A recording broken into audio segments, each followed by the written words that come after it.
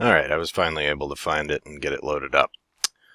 So, the reason I'm showing this illustration is just to show you kind of what sort of things you can do with layers. So, everything in this picture, almost everything, has its own base layer, and then what I did was add the shading and highlights to that base layer. So I went over like 120 or so layers for this. Let me see if I can find just find her face or maybe her dress or something to show you guys how it all works.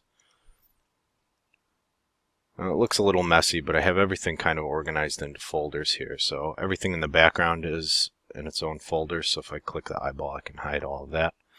And then everything in the foreground here is too. So let me see. Boot, legs. So here we can look at the blue of her armor. Let's look at that. So everything on her armor here is on its own layer. But I started with everything that was blue. I painted those layers separately, and then used a grouped layer to do the shadows and the parts that are light. So this is a good way to just kind of get everything grouped, and then, you know, if you pay attention to your grouping names and all of that, and make sure that you're naming everything, it's easy to keep track of where everything is too. So if I have a name armor blue, I know that's my base layer, and then I have my shadow layer on top of it. So I'm not expecting everyone to do something quite as complete as what my illustration was. I think it's good to know what opportunities are available to you using Photoshop. So now that I'm done with the face, I would just move on to doing other parts of the body. If I wanted to do the shirt, for example, create a new layer, we'll call it shirt base, and get my paintbrush tool, and then I just start filling it in. So let me do that real quick.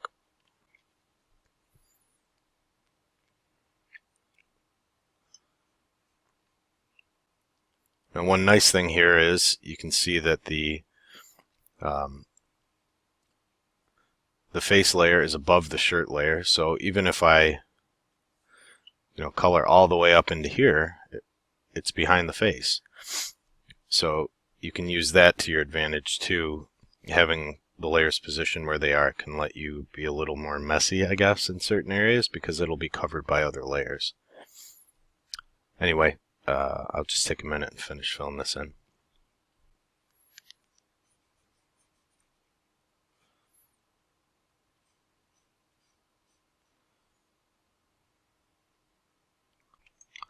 One other option I haven't really talked about, if you really were comfortable with the pen tool during first quarter, you can use pen tool shapes to make your base color layers. So in the interest of just showing that, I'm going to make the shirt using the pen tool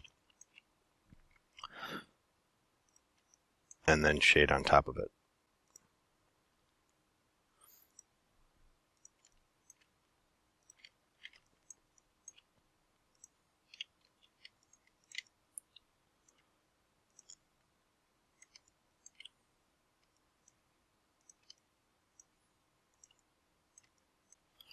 Now, one cool thing I can do here now is use grouped layers. Now, if you remember back to the pen tool, if I try to color directly on it, it will tell me the content of the layer is not directly editable. And that's because, if you remember, pen tool shapes are called vector shapes. They stay the same resolution no matter how big that you make them.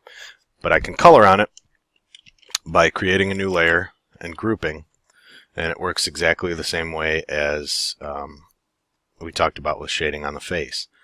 Now I can take that group layer, pick a darker blue, lower my opacity, choose a softer brush, and again I can add shadows, and even though it's a vector shape, because I'm using a grouped layer, it will only stick to that. So that's the basics of just kind of coloring everything in and adding some shadows. Just remember, use references if you can. Find a picture if you need to work from. The internet's your friend in this situation.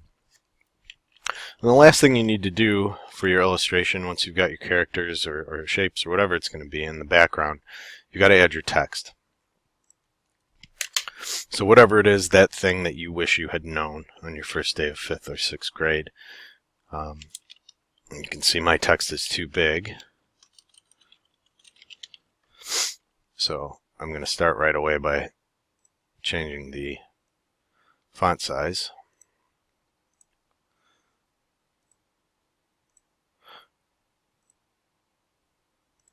Make sure that when you're doing this, you're picking a font that's easy to read and that'll stand out well against your drawing. Pick a color that's going to stand out.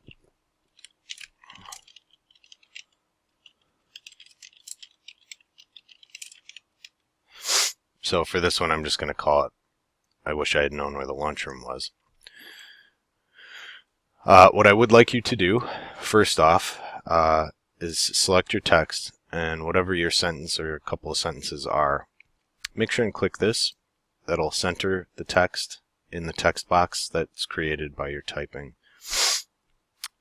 My computer's going to be difficult for a second here, so we'll give it a second. I just want you to center the text so that it's right, it centers it within the text box that you made. The other thing I want you to do is center it in the image. First, I want to make sure that's on top of my drawing. So your text should be the very top layer in the layers panel. Pick a color that's going to stand out well from the background. Go with black. And I'm going to pick a font that's a little less like a punch in the face here.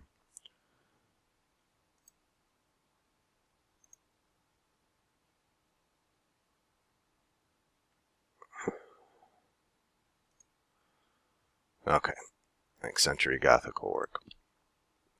The last thing I want you to do is make sure it's centered left to right inside your workspace. So if you press Control-T while you're on the text layer, it will bring up these X and Y coordinates.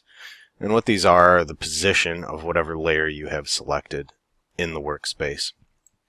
Our workspace is going to be 3000 pixels wide, so if we change this X coordinate to 1500, it will be dead center in the middle, and that's what we want. So I'm going to change that to 1500 and hit enter, and that way I know that my text now is directly in the center of my workspace, and that way it will be directly in the center of your page, whatever your page is finished. So hopefully that gives you a kind of a good introduction to how to start your illustration and kind of the tips and tricks to add some shadows, get your text in the right place. I'll have one more video about this, just kind of going over the rubric, and that'll be it. So good luck, and if you have any questions, I'll be around. I'll see you guys in class.